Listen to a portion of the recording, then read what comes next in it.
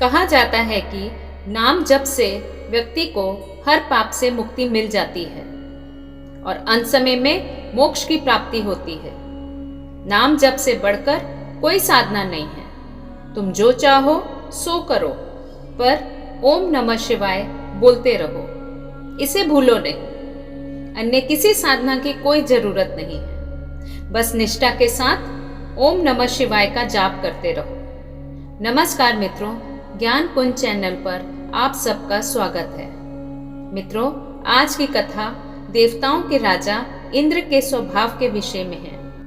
इंद्र के स्वभाव का भला कौन नहीं जानता। अहंकारी, दंभी और लोभी तो वे हैं ही। दूसरों की उन्नति देखकर जलना उनके स्वभाव की खास विशेषता थी। दूसरे देवताओं को वे अपने से तुच्छ समझते थे।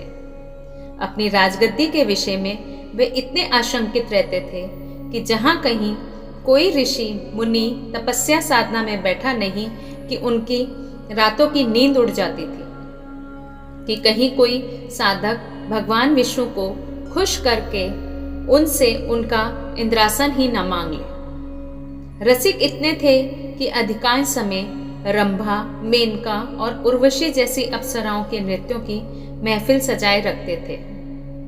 भगवान भोले शंकर और ब्रह्मा जी उन्हें अक्सर समझाते रहते थे कि अपने स्वभाव को बदलें, लेकिन इंद्र पर कोई प्रभाव नहीं पड़ता था। एक बार नारद मुनि इंद्रपुरी गए। बातचीत होने लगी। नारद जी दूसरे देवताओं के महत्व और प्रभाव की चर्चा कर रहे थे। नारद जी बता रहे थे कि दूसरे देवता कितने श्रेष्ठ हैं, उनका अपने अपने स्थान पर क्या क्या महत्व है। किंतु इंद्र को ये सब बातें बिल्कुल भी अच्छी नहीं लगी। दूसरों की महिमा और महत्व का बखान सुनकर वे चिढ़ गए और बोले, नारद, आखिर मैं देवराज बनाया गया हूं तो इसलिए ना कि मैं सभी देवताओं से श्रेष्ठ हूं। फिर आप क्यों बार बार दूसरों की प्रशंसा कर रहे हैं? मेरे सामने उनका बखान करना एक तरह से मेरा अपमान करना ही है। क्या आप मेरा अपमान करना चाहते हैं? नारद जी भी नारद जी ही थे। बिना किसी लाग लपेट के साफ साफ कहने लगे। उन्हें भला किसकी परवाह थी? वे तो ब्रह्मा जी के मानस पुत्र थे। अतः देवराज इंद्र की बातें सुनकर नारद जी व्यंग से मुस्कुराए और बोले, देवराज, आप मेरी बातों को अपना अपमान समझते हैं। ये बहुत बड़ी भूल है। वैसे भी यदि आप सम्मान चाहते हैं तो दूसरों का सम्मान करना सीखिए। प्रशंसा उसी को मिलती है जो दूसरों की प्रशंसा करता है। दूसरे देवताओं की निंदा करके और उनको तुच्छ समझकर आप सम्मान नहीं पा सकते। सामने वाले को आईने के सामान समझना चाहिए। जैसे शीशे में टेढ़ा मुंह करके देखने पर मुंह टेढ़ा ही दिखाई देता है, उसी प्रकार सामने वाले प्राणी का अपमान करने पर अपमान ही मिलता है और सम्मान करने पर सम्मान। उसी प्रकार यदि सम्मान पाना हो तो सम्मान करना सीखो। इंद्र को यह बात बुरी लगी। उन्होंने कहा, जब मैं राजा बनाया गया हूं तो दूसरे देवताओं को मेरे सामने झुकना ही पड़ेगा। आखिर राजा सर्वोपरि होता है। तब नारद जी बोले, ये आपकी भूल है। आप दूसरे देवताओं को अपनी प्रजा समझते हैं, जबकि वे आपकी प्रजा नहीं, आपके मित्र और साथी हैं। उनके साथ वैसा ही व्यवहार कीजिए जैसा साथी, मित्रों और सहयोगियों से किया जाता है। बड़प्पन का मत अंत में दुखदाई होता है। यह कहावत तो आपने सुनी ही होगी कि घमंडी का सिर ही नीचा होता है। इसमें घमंड वाली क्या बात है? मेरा प्रभाव दूसरों से अधिक है। मैं वर्षा का स्वामी हूं। बिना मेरी आज्ञा के एक बूंद पानी नहीं बरस सकता। अभिमानपूर्ण लहजे में इंद्र ने कहा। और जब पानी नहीं होगा तो धरती पर अकाल पड़ जाएगा, अन्न उत्पन्न नहीं होगा और सारी दुनिया भूख और प्यास से तड़प तड़प कर मर जाएगी। देवता भी इसके प्रभाव से अछूते कहां रहेंगे। आप ठीक कहते हैं, नारद जी बोले, किंतु दूसरे देवताओं का महत्व भी कुछ कम नहीं है। जिस प्रकार जीवन के लिए जल आवश्यक है, उसी प्रकार अन्य वस्तुओं का महत्व भी कुछ कम नहीं। वायु, अग्नि, प्रकाश, इनकी भी उतनी ही महत्ता है। कहने का तात्पर्य यह है कि वरुण देव, अग्निदेव, सूर्य देव, सभी देवता अपनी अपनी शक्तियों के स्वामी हैं। सभी देवता कुछ न कुछ कर सकने में समर्थ हैं। आप उनसे मित्रता रखिए, तभी कल्याण है, नहीं तो किसी समय आपदा में पड़ जाएंगे। बिना सहयोगियों के राजकार्य नहीं चला करता। इंद्र ठट्ठा कर हंस पड़े। अजी जाइए भी, आप ठहरे महात्मा। शंख बजाने और मंजीरे पीटने के सिवा आप और क्या जाने। आप ब्राह्मण हैं, इसलिए इतना डरते हैं। मैं देवता हूं, क्षत्रिय। मुझे किसका डर? किसी दूसरे का डर चाहे ना हो, मगर शनि का भय आपको पहले सताए। यदि कुशलता चाहते हो तो शनि देव से बचकर रहें। नारद बोले, वह यदि एक बार कुपित हो जाएं तो सब कुछ तहस नहस कर डालते हैं, और जिसे अपनी कृपा का पात्र बना लें उसके पौ बारह हो जाते हैं। कहकर नारद जी चल पड़े। इंद्र का अभिमान उन्हें खटक गया था। नारद जी का काम था संसार भर के समाचार इधर से उधर पहुंचाते रहना। यदि उन्हें उस जमाने का चलता फिरता रेडियो कहा जाए तो यह अतिशोक्ति न होगी। असल में वे देशाटन के प्रेमी और बातूनी थे, इसलिए घूम फिरकर अपना मन बहलाते थे। वैसे वे बड़े विद्वान और त्यागी महात्मा थे। तीसरे ही दिन नारद जी शनि लोक में जा पहुंचे। शनि देवता ने उनका स्वागत करते हुए कुशल समाचार पूछा। यूं तो सब कुशल मंगल है शनिदेव, नारद जी ने कहा, मगर अपने इंद्र कुछ ज्यादा ही अहंकारी और घमंडी हो गए हैं। अपने सामने किसी को कुछ समझते ही नहीं। कहते हुए उन्हें इंद्र से हुआ अपना पूरा वार्तालाप शनिदेव को सुना दिया।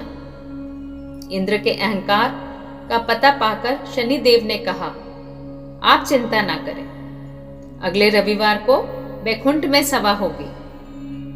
वहीं मैं इंद्र से मिलकर उन्हें समझा दूंगा। सारा अहंकार उसी दिन दूर हो जाएगा।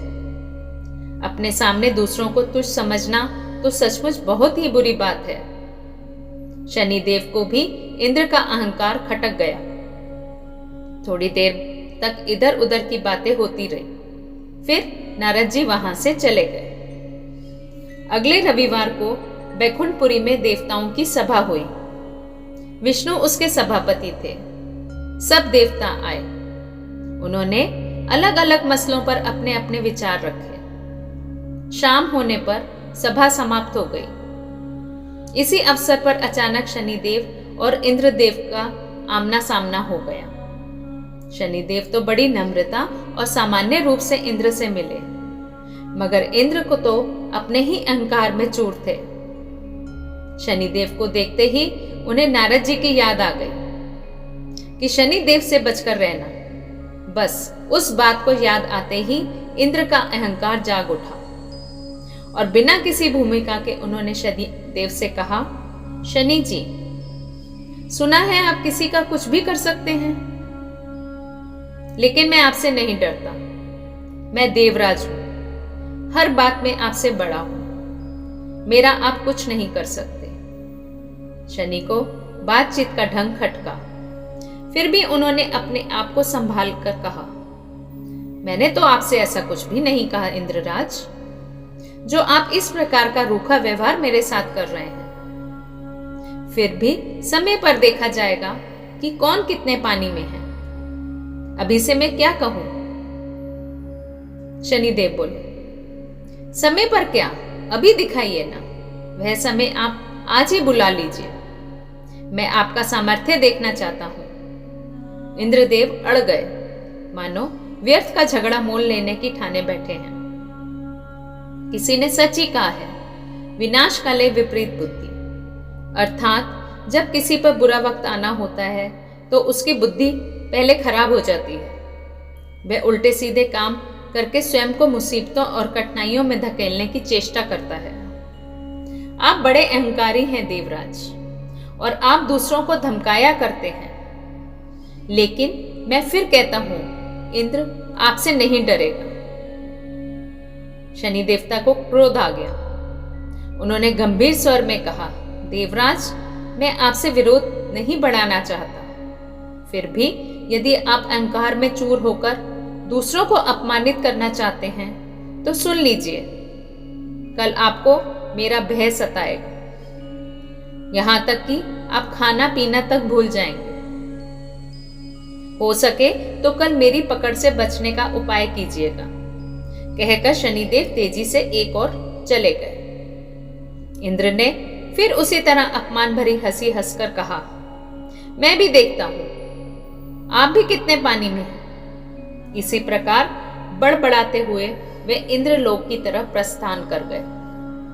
उस रात इंद्र को बड़ा भयंकर सपना दिखाई दिया, जैसे कोई काला कलूटा विकराल दैत्य मुंह फैलाए उन्हें निगल जाना चाहता हो। सवेरे नींद से उठकर उन्होंने सोचा, उस भयानक सपने का क्या अर्थ हो सकता है। क्या पता कि यह शनि की ही कोई करतूत हो। अवश्य ही वे आज मुझे कोई चोट पहुंचाने की चेष्टा कर सकते हैं, इसलिए मुझे किसी ऐसी जगह छिप जाना चाहिए जहां वे मुझे ढूंढ ही ना सके। ऐसा विचार कर उन्होंने झटपट कपड़े बदलकर भिखारी का वेश बना लिया और जंगल की ओर निकल गए। किसी को इस बात की भनक भी न पड़ने दी कि वे किस उद्देश्य से कहां और क्यों जा रहे हैं। यहां तक कि अपनी पत्नी इंद्राणी को भी उन्होंने इस संदर्भ में कुछ नहीं बताया। किसी को इस विषय में कुछ भी ना बताने का कारण भी था। इंद्र को यह बात मालूम थी कि मेरे स्वभाव और व्यवहार से कई देवता रूठे रहते हैं, इसलिए उन्हें शंका हुई कि कहीं ऐसा ना हो कि वे सब शनि की सहायता करने लग जाएं। उस दशा में मैं अकेला हो जाऊंगा। बस इस विचार को उठते ही उनका साहस छूट गया और वे भयभीत होकर जंगल के घने भाग में जा घुसे। अब तक एक पहर दिन चढ़ आया था। इंद्र ने सोचा, आखिर जब शनि ने मुझे चुनौती दी थी तो मेरी खोज भी करेंगे।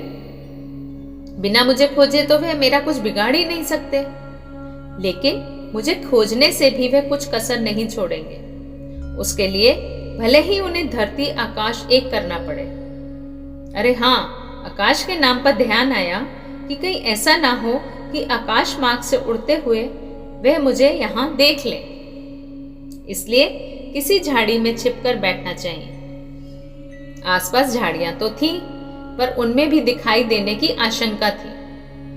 तब हारकर इंद्र ने एक पुराने पेड़ की कोटर में शरण ली। पेड़ बहुत बड़ा था, उसका कोटर गुफा जैसा चौड़ा और गहरा था। इंद्र उसी में छिपकर बैठ गए। उन्होंने सोचा, शनि देवता लाख सिर पटके मुझे किसी भी सूरत में अब नहीं खोज पाएंगे। चींटी को भी पता नहीं चल सकता कि मैं यहां छिपा बैठा हूं। फिर शनि को तो बिसात ही क्या है। शनि का अहंकार आज ही मिट जाएगा। व्यर्थ ही उन्होंने सारे संसार को डरा रखा है। उधर शनि देवता न कहीं आए न कहीं गए। धमकी देने का समय उन्होंने केवल अपनी छाया पर इंद्र पर डाल दी थी। बस वे अपना काम करते रहे। इंद्र कहाँ हैं, क्या कर रहे हैं, इससे उन्हें कोई मतलब नहीं था। उन्होंने अपनी शक्ति का पूरा विश्वास था। वे जानते थे, इंद्र चाहे जहां जाए मेरी छाया अपना प्रभाव अवश्य डालेगी, और ऐसा हो भी रहा था। शनि के बिना कुछ किए धरे इंद्र की शांति भक्त हो चुकी थी। अपनी सुरक्षा के चक्कर में खाना तो क्या, उन्होंने पानी पीने तक की सुध नहीं थी। बात केवल दिन भर की ही थी। जब सूरज डूब गया और रात आने लगी, तब इंद्र कोटर से बाहर निकले। चौकन्नी निगाहों से इधर उधर देखा, कहीं कोई नहीं था।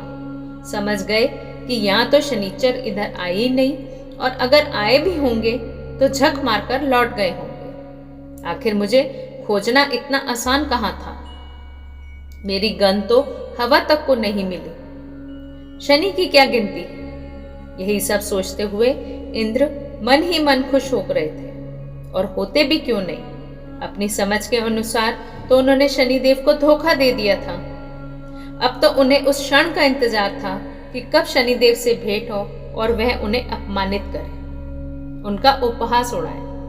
अंधेरा बढ़ता जा रहा था। इंद्र ने अंगड़ाई लेकर देह को एक झटका दिया और जल्दी जल्दी अपने इंद्रलोक की ओर चल दिए। दूसरे दिन सुबह ही उनका सामना शनिदेव से हो गया। शनिदेव उन्हें देखकर अर्थपूर्ण मुद्रा में मुस्कुराए। इंद्रदेव उनकी मुस्कान में छिपे व्यंग को ना समझ सके और विजय के मद में चूर होकर बोले, कहिए शनि देवता, कल का पूरा समय निकला और आप मेरा बाल भी बांका नहीं कर सके। अब तो कोई संदेह नहीं है कि मेरी शक्ति आपसे अधिक है। शनि देवता ठट्ठाकर हंस पड़े।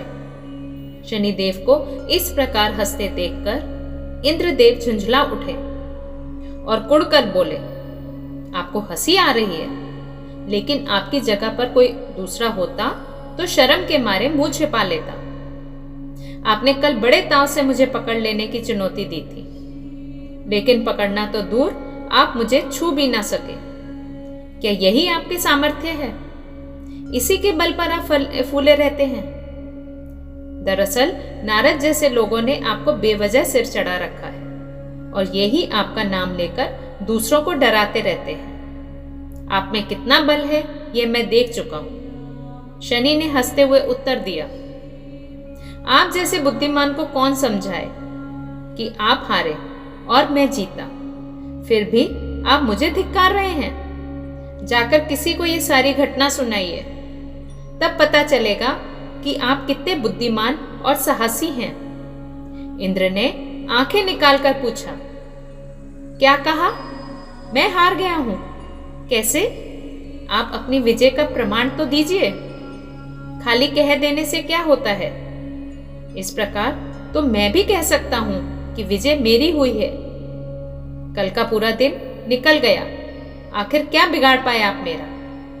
आप मेरा बाल तक बांका नहीं कर सके। पूरी तरह स्वस्थ और निश्चिंत आपके सामने खड़ा हूं। अगर ऐसी बात है तो सुनो, पहले परसों मेरे द्वारा कहे शब्दों पर गौर करिए। शनि ने कहा, मैंने कहा था कि कल आप खाना पीना भूल जाएंगे। वही बात हुई। आप मेरे भय से पेड़ के कोटर में छिपे रहे, दिन भर ना खाया ना पिया। आपने मारे भय के बाहर झांका तक नहीं। ये मेरी छाया का ही प्रभाव था जो मैंने आप पर उसी समय डाल दी थी जब परसों हमारी भेंट हुई थी। मुझ में इतनी शक्ति है कि स्वयं न जाकर अपनी छाया से ही किसी को पकड़ लेता हूं। उसी छाया के प्रभाव से आप डरकर भागे और दिन भर बिना कुछ खाए पिए कोटर में छिपे रहे। जिसे आप अपनी बुद्धिमानी समझते हैं वह मेरा भय था। यदि भय ना होता तो राजभवन छोड़कर कोटर में जाकर छिपने का क्या कारण था? अरे, भय के मारे तो आपने अपनी पत्नी इंद्राणी को भी कुछ नहीं बताया। जरा सोचो, जब मेरी छाया ने ही इतने कौतुक दिखा दिए, तो यदि मैं प्रत्यक्ष रूप से कुपतित हो जाऊं तो क्या होता? इंद्र का सिर नीचा हो गया। हाथ जोड़कर बोले, मेरा अहंकार दूर हो गया शनि देवता। सचमुच आप मुझसे अधिक समर्थ और प्रभावशाली हैं। मुझे मेरी धृष्टता के लिए क्षमा करें। नारद जी ने सत्य ही कहा था, आप बड़े बलशाली हैं। शनि देवता ने हंसकर इंद्र को गले से लगा लिया और बोले, महाराज इंद्र, घमंडी का सिर हमेशा नीचा होता है। इंसान हो या देवता, उसे कभी भी घमंड नहीं करना चाहिए। धन्यवाद मित्रों। आपको अगर ये कहानी पसंद आई हो तो चैनल को लाइक, शेयर एवं सब्सक्राइब अवश्य करें। जल्द मिलते हैं एक और नई कहानी के साथ। धन्यवाद।